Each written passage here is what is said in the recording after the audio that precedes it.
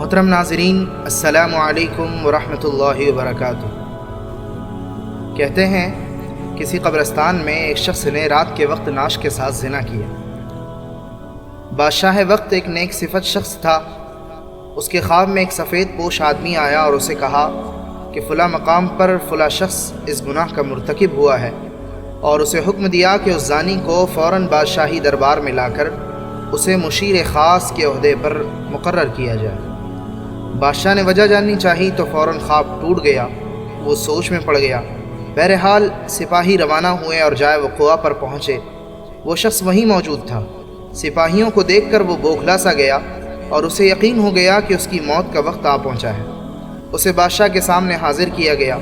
بادشاہ نے اسے اس کا گناہ سنایا اور کہا، آج سے تم میرے مشیر خاص ہو۔ دوسری رات بادشاہ کو پھر خواب آیا تو بادشاہ نے فوراً اس سفید پوش سے اس کی وجہ پوچھی کہ ایک زانی کے ساتھ ایسا کرنے کا کیوں کہا آپ نے؟ سفید پوش نے کہا، اللہ کو اس کا گناہ سخت ناپسند آیا۔ چونکہ اس کی موت کا وقت نہیں آیا تھا، اسی لیے تم سے کہا گیا کہ اسے مشیر بنا لو تاکہ وہ عیش میں پڑ جائے اور کبھی اپنے گناہ پر نادم ہو کر معافی نہ مانگ سکے، کیونکہ اس کی سزا آخرت میں طے کر دی گئی ہے۔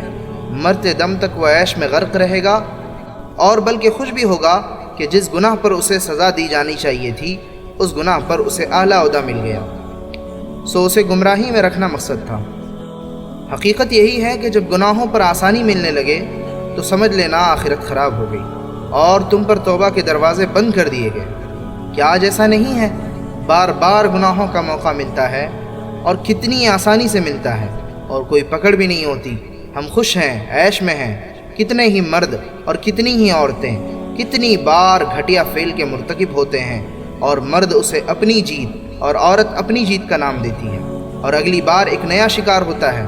پہلی بار گناہ پر دل زور زور سے دھڑکے گا، دماغ غیر شعوری سگنل دے گا، ایک ٹیس اٹھے گی ذہن میں، جسم لاغر ہونے لگے گا، کانپنے لگے گا۔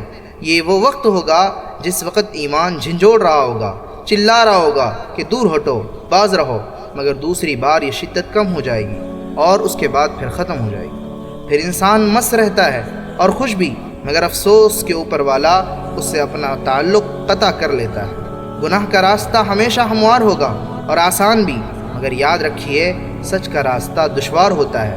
اس میں بے شمار تکلیفیں ہوتی ہیں، آزمائشیں ہوتی ہیں، مصیبتیں ہوتی ہیں، مگر گناہ کا راستہ ہمیشہ آسان ہوتا ہے۔ کسی زمین میں گندم خود بخود نہیں اگائی جاتی ہے، محنت کی جاتی ہے، خیال کیا جاتا ہے، حفاظت کی جاتی ہے، تب جا کے پھل ملتا ہے۔